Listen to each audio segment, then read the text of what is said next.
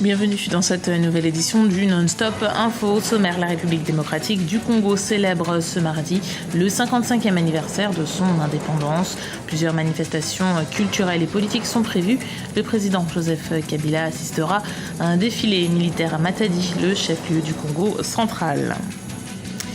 Le Togo enregistre de bonnes performances dans le secteur agricole. L'année 2014-2015, 156 000 tonnes de céréales d'excédent ont été produits, le résultat d'une politique d'investissement dans le secteur primaire.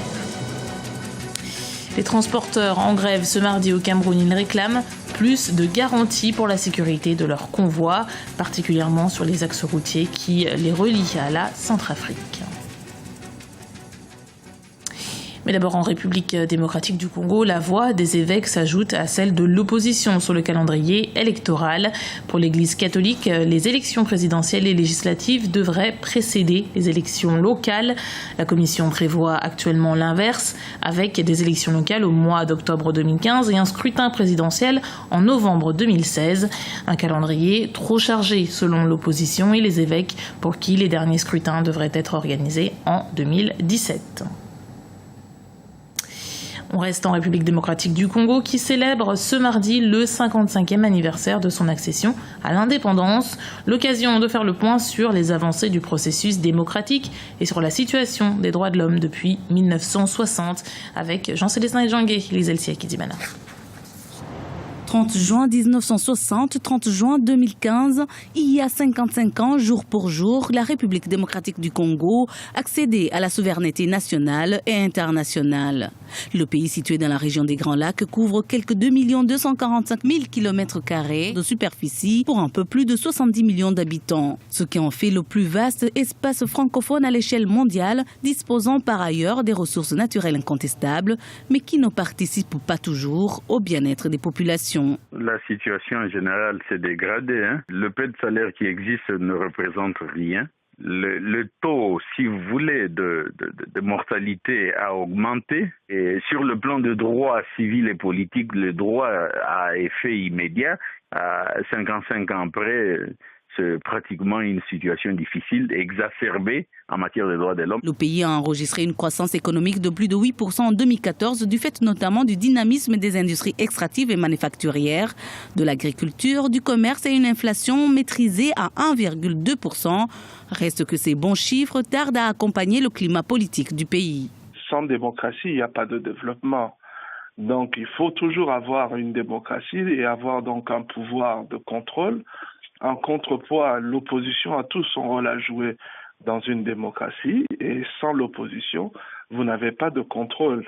Et c'est comme ça qu'on assiste aujourd'hui, par exemple, où on voit au plus haut sommet de l'État une plainte qui a été déposée, et d'après ce que j'ai comme information, une plainte qui a été déposée même contre les gouverneurs de province. Donc vous voyez à quel niveau est-ce que le problème peut se présenter. On comprend directement qu'il y a un problème de dysfonctionnement, un problème des structures de justice qui ne fonctionnent pas tout à fait correctement. Les évêques catholiques viennent de demander une modification du calendrier électoral. Le calendrier fixé par la CENI prévoit une série de scrutins, dont les élections locales au mois d'octobre 2015 et une dernière échéance, la présidentielle, au mois de novembre 2016.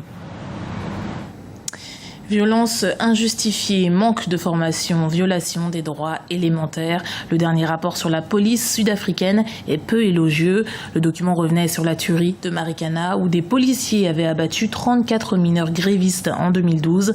Selon les conclusions, 377 personnes ont été tuées par la police en 2014, soit un nombre en baisse. Mais le rapport révèle aussi que les forces de l'ordre n'ont reçu aucune formation depuis le régime raciste de l'apartheid et préconise ainsi une refonte totale du système policier sud-africain. De nouvelles performances ont été enregistrées par le Togo dans sa politique agricole. C'est le fruit de son programme d'investissement. Aujourd'hui, le bilan est jugé satisfaisant par les autorités. Deogracia Podo nous en dit plus. Le Togo, bon élève parmi ses pairs de l'Afrique de l'Ouest en termes de productivité agricole. Depuis 2011, le pays enregistre des bonnes performances avec l'implication de différents acteurs, notamment le gouvernement et les producteurs. Cette collaboration se manifeste par la mise en œuvre du PNIASA, le Programme national d'investissement agricole et de sécurité alimentaire, grâce auquel, entre 2014 et 2015, de nouveaux excédents ont été observés. Sont concernées les filières céréalières, légumineuses ou encore tubercules. Pour l'année 2014-2015, le Togo a réalisé des excédents de production de l'ordre de 156 000 tonnes de céréales. Il est question de prendre en compte tous les centres d'intérêt des différents acteurs. Les paysans, ils engagent beaucoup d'efforts pendant 6 mois pour sortir les produits.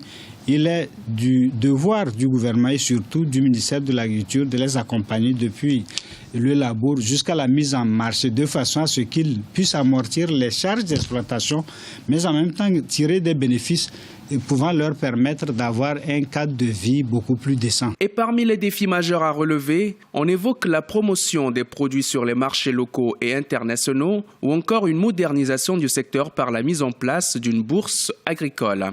De l'avis de certains analystes, cette dernière permettrait aux producteurs agricoles locaux de profiter de potentiels débouchés. Le gouvernement togolais table par conséquent sur le maintien du dynamisme actuel. Nous sommes déjà lancés en termes de production. Nous avons renforcé la capacité de production des producteurs. Si d'aventure ils n'arrivent pas à écouler les 156 000 tonnes d'excédents, tenez-vous bien, ils vont réduire les superficies et cela va impacter l'élan qui a été amorcé pour le secteur agricole.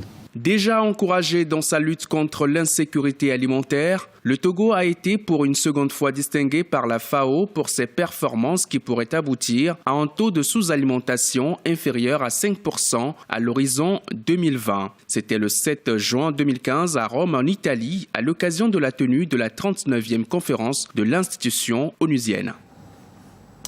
Le syndicat national des chauffeurs professionnels des transports du Cameroun a entamé une grève.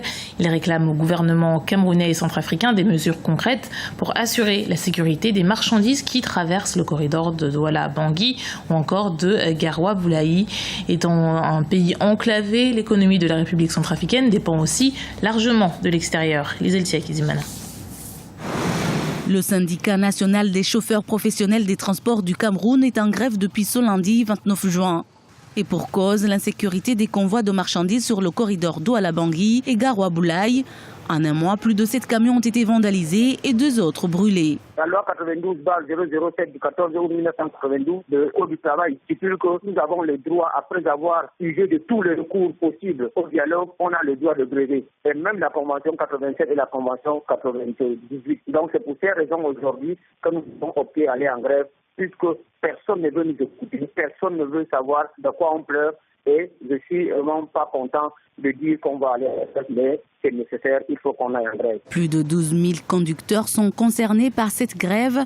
Le problème d'insécurité en République centrafricaine reste le centre des préoccupations des grévistes. Malgré les initiatives et les actions du passé, les questions de réconciliation, de séparation et de recherche de la vérité pour une véritable paix, les principaux défis que connaît la République centrafricaine demeurent. Si à Bangui, la tâche semble plus facile, ce n'est pas le cas de toutes les localités de l'arrière-pays, l'ouest, le nord, l'est, le sud et le centre. Pour ne pas parler que de l'axe Garoua-Boulaye. Des zones qui ont été fortement touchées par les affrontements armés et où les tensions communautaires sont encore perceptibles, tandis que les anciens rebelles confondus font ce qu'ils veulent et sont largement encore perçus comme des forces d'occupation faute d'une volonté politique. L'économie de la RCA dépend largement du réseau routier long de 28 000 km. Le corridor Bangui-Douala de plus de 1500 km constitue la principale voie de transit de marchandises à partir du port de Douala, la capitale économique du Cameroun, vers Bangui, la capitale politique de la République centrafricaine. Cette grève de transporteurs risque donc d'avoir comme conséquence une pénurie de produits de base en Centrafrique. C'était le journal de la rédaction. Merci de l'avoir suivi. Retrouvez dans un instant une nouvelle édition du Non-Stop Info sur Africa 24.